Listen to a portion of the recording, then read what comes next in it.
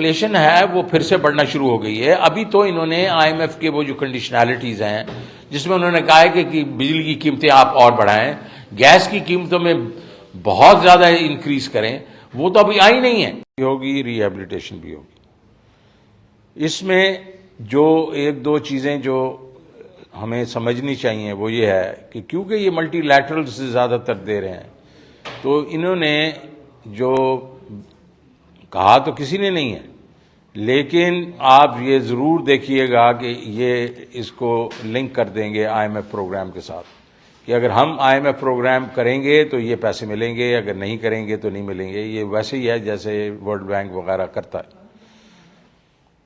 दूसरी चीज ये है कि ये जो अभी ये पैसे जो हैं ये 50% है। उनका कंडीशन ये भी है कि जो $1 उन्होंने आपको दिया है, तो आपको $1 के रुपए भी जो हैं वो भी मुहैया करने पड़ेंगे। तो आपके पास इस वक्त फिस्कल स्पेस तो इमीडिएट तो है ही नहीं, क्योंकि आपको मालूम है कि आईएमएफ ऑलरेडी कह रहा है कि आप फिस्कल डेफिसिट में जा रहे हैं, जो कि आपके अहदाफ से ज्यादा है।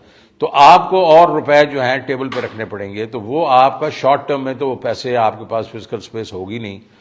तो इन डॉलर्स की इमीडिएट जो वसूली है वो मुझे उसमें शक है कि ये ज़्यादा नहीं होगी। लेकिन दो ऐसे ममालिक हैं जिन्होंने आपको एक किस्म से एडिशनैलिटी दी है। एक किंगडम ऑफ सऊदी अरेबिया जिन्होंने $1 बिलियन कहा है, वो भी उन्होंने तेल की मद में कहा है। लेकिन दूसरा है आपका यूएई, जो जिसने $1 बिलियन एडिशनैलिटी अभी कही है। तो ये आपके इस वक्त इनफ्लोज आ रहे हैं और आपको मालूम है कि आपके जो रिजर्व्स वो डिक्लाइन कर रहे हैं, अब $4.3 बिलियन पे पहुंच गए। आपको पेमेंट्स के लिए और पैसे चाहिए होंगे। आपने क्या किया है कि इसकी वजह से आपने जो अपने ये जो एलसीज वगैरह सारा कुछ जो है रोका हुआ है, उससे जो है वो स्ट्रीट्स में प्रोटेस्ट हो रहा है। मतलब जो जिन लोगों का सामान बाहर पड़ा हुआ है, मतलब डॉक पे पड़ा हुआ है, वो उसमें डैमरेज लग रहा है, और वो डैमरेजेस इतने ज़्यादा होते जा रहे हैं कि असल प्राइस से ज़्यादा डैमरेजेस होते जा रहे हैं। तो वो अभी मतलब प्रोटेस्ट करने के लिए स्टेट बैंक के सामने वो जमा होना शुरू हो गए। दूसरी तरफ से एक और जो खबर ठीक नहीं है, और वो है कि आपकी रेमिटेंसेस डिक्लाइन कर रही हैं, आपकी एक्सपोर्ट्स डिक्लाइन कर रही हैं। आपकी रेमिटेंसेस के कल नंबर आए हैं जो कि 19% जो डिक्लाइन कर गई हैं पिछले साल दिसंबर से, और आपकी एक्सपोर्ट्स जो हैं वो दिसंबर में 17% डिक्लाइन कर गए हैं पिछले साल से। तो ये ऐसे ही है कि किसी घर के बीच में अगर आपकी इनकम गिरना शुरू हो जाए, तो ये जो इनवर्ड आपके डॉलर्स आ रहे हैं ये अगर गिरना शुरू हो गए हैं, और आप उसको डेट के साथ, मतलब आप कर्जा लेके उसको पूरा करना शुरू कर दें, तो कितनी देर तक आप कर्जा लेते रहेंगे? तो आपका एक ना एक दिन जो है वो बिल्कुल बैंकरप्सी तो होगी। अब मैं अगर इसको इस तरीके से देखूं कि ये जो वजह इसकी क्या है, वजह इसकी ये है कि इकॉनमी जो है वो स्टैंड स्टिल पे आ गई है। हमने आपकी फैक्ट्रियां बंद हो रही हैं। आज भी मैंने देखा कि 3 फैक्ट्रियां तो बड़ी वाली बंद हो गई हैं। टेक्सटाइल वाले कह रहे हैं 5 से 7 मिलियन लोग जो वो बेरोजगार हो गए हैं। उनकी मतलब सैकड़ों जो है फैक्ट्रियां बंद हो गई हैं, और भी फैक्ट्रियां बंद हो रही हैं। तो एक जब नेगेटिव ग्रोथ होगी इकोनॉमी में या स्टैंड स्टिल पे आ जाएगा, तो ये तो वैसे ही होता जाएगा, क्योंकि आपके कर्जे तो आपने देने हैं वापस, तो आपके पास इनकम नहीं आ रही और आपके कर्जे जो हैं वो बढ़ते जा रहे हैं और आपने उसकी अदायगी करनी है। अब एक स्टेटमेंट दे दी थी डार साहब ने बैंक डिपॉजिट्स के बीच में, जिसको उन्होंने बाद में क्लैरिफाई भी किया, लेकिन इनको सोच समझ के ऐसी बातें करनी चाहिए। मुझे याद है कि 1998 में मैं हबीब बैंक का प्रेसिडेंट था जब इन्होंने फ्रीज किए थे ये अकाउंट, और उसके बाद फिर 10 साल तक लोगों ने एतमाद नहीं किया था। और मुझे खुशी है कि डार साहब ने बड़ी एक कैटेगोरिक स्टेटमेंट दी है कि इसको इस तरह हम नहीं करेंगे। इसका एक और तरीका भी होता है, और मैंने 2 बैंक्स पे रन्स जो हैं वो मेरे वक्तों में हुए। मुझे भी कुछ तकरीबन 50 साल हो गया बैंकिंग वगैरह। एक यूएई के बीच में जब गल्फ वॉर हुई थी, तो उस दिन हमारे बैंक में, मैं सिटी बैंक में था, 1/3 हिस्सा जो था ना बैलेंस शीट का, वो उड़ गया था। लोग आए थे, उन्होंने कोई मीलों की कतारें थी और उन्होंने डॉलर लेना शुरू कर दिए। हमने उसको कैसे हैंडल किया? हमने कहा ये लें, आपने डॉलर मांगे हैं, ये आपके हैं, ये लें। बाय द वे और भी आपके डॉलर पड़े हैं, वो चाहिए तो वो भी लेके चले जाएं। जब उन्होंने ये देखा कि यार ये तो बिल्कुल कॉन्फिडेंट है, उन्होंने दूसरे तीसरे दिन वापस आके डिपॉजिट करना शुरू कर दिए। आज हमने जब लोगों को रोक रहे हैं और उनको पैसे उनके नहीं दे रहे, तो मैं बैंकों को ये कहूंगा कि जनाबे वाला, इस तरह करेंगे तो आप कॉन्फिडेंस लेवल लोगों का शैटर कर देंगे। तो आप जो वो मांगते हैं उनको दें, ताकि वो फिर वही वापस लेके आ जाएं आपके पास। ये एक दफा उधर हुआ था, एक दफा बीसीसीआई की वजह से बैंक्स पे रन हुआ था, तब भी यही हुआ था। तो मेरा ख्याल में ये इनको चाहिए कि ये अपना ये लोगों को ये डराएं नहीं, और ये जो है उनको जो पैसे उनको चाहिए वो दे दें। वो आप देखेंगे थोड़ी देर में ये सारा ये तूफान है, ये थम जाएगा। अब चलते हैं इन्फ्लेशन की तरफ।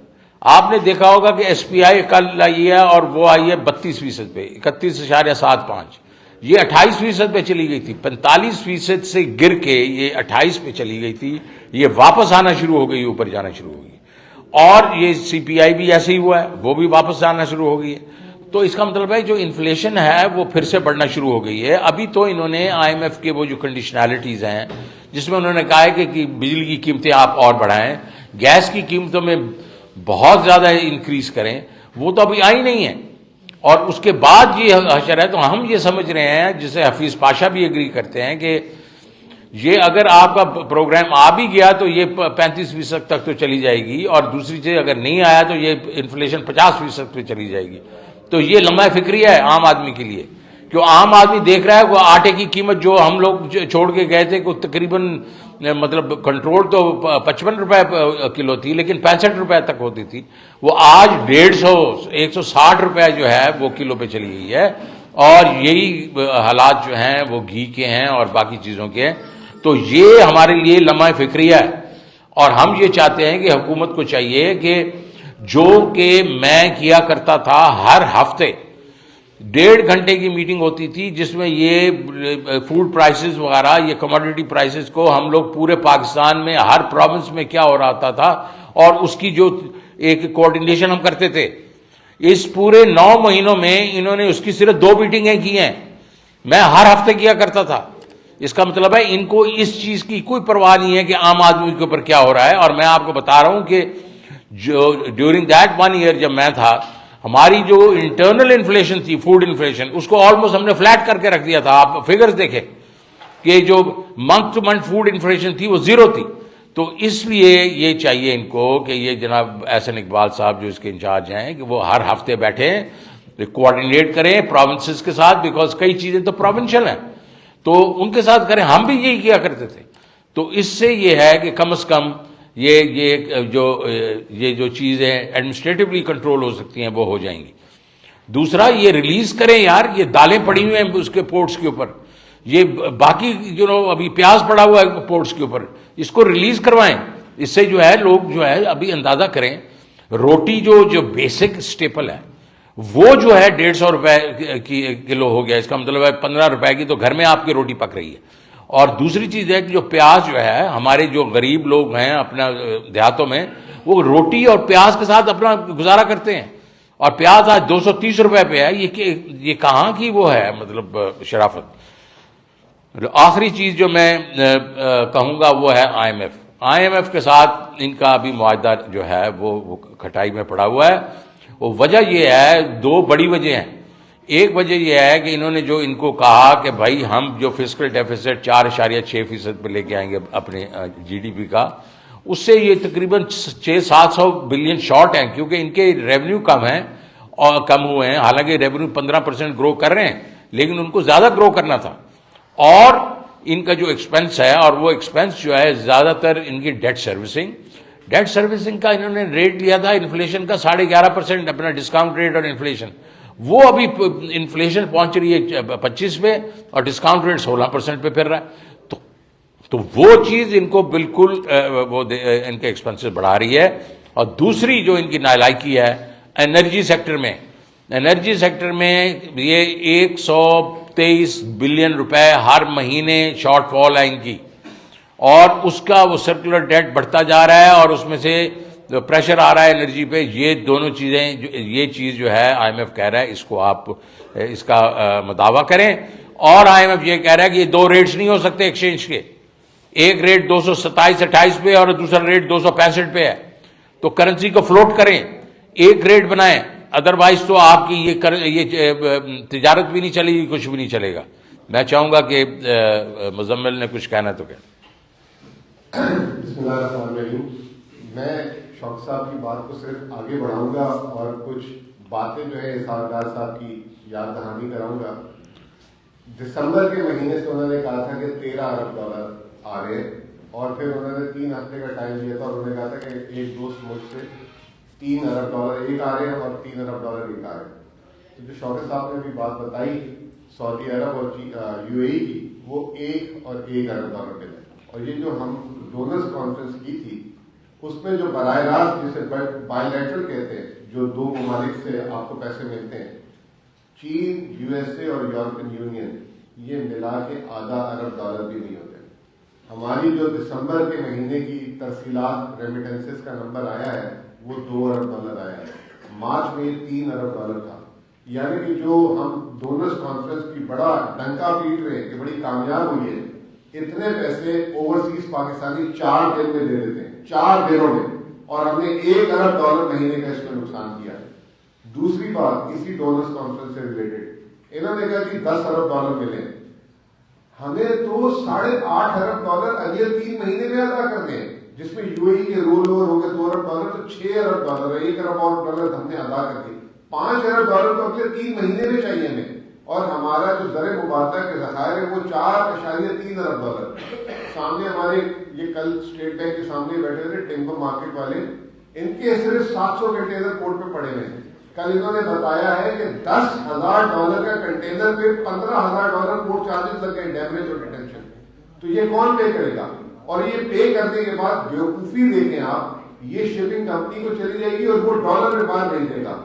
तो ये एक तो जो शौकत साहब ने बात की कि ये दरामदार जो हमारी पोर्ट पर फंसी है इसको फौरन क्लियर करें ताकि इससे महंगाई कम हो, क्योंकि अब सारी कीमतें गाड़ियों की हो गई, चाहे केमिकल्स की हो गई, सबकी अगर 100 रुपए कीमत है तो वो शॉर्टेज की वजह से 125 से 150 हो गई है। एक तो महंगाई का बोझ खत्म हो, दूसरा ये बिना वजह के बाहर डॉलर ना जाए, तो ये महंगाई दूसरी चीज आ रही है। तो ओवरऑल मेरा सिर्फ सवाल ये मैं इसारदार साहब के लिए छोड़ के जा रहा हूँ कि ये जो आपने बुलंदो बाला दावे किए थे कि हमें जो है जनवरी में इतने अरब डॉलर आ रहे हैं, वो कहाँ हैं? और ये जो है अभी अगले 3 महीने में हमें 5 अरब डॉलर मजीद और 3 साल में 75 अरब डॉलर देने हैं, और आगे सामने से मिला कि 10 अरब डॉलर।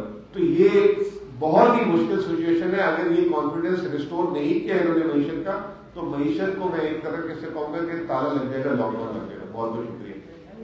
जी आप ये बताएंगे मुजम्मिल भाई, शौकत साहब के ये जो डॉलर कॉन्फ्रेंस में आपने कुछ वो आदाद-ओ-शुमार मुरतब किए होंगे कि जो लोन्स हैं वो टोटल कितने हैं और जो डोनेशंस हैं 9।